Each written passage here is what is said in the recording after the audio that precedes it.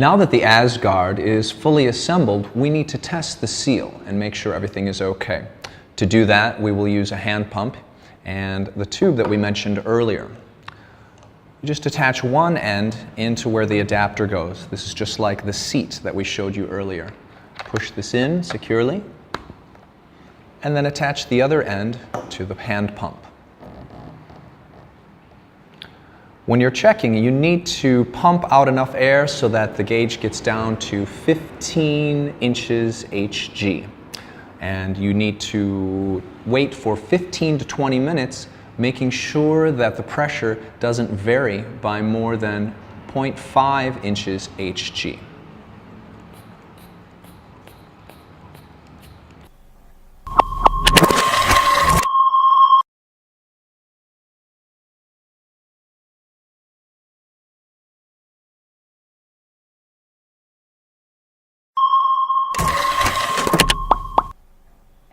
We've pumped it down to 15 inches Hg, and now we need to wait 15 to 20 minutes, making sure that the seal doesn't drop by more than half an inch Hg.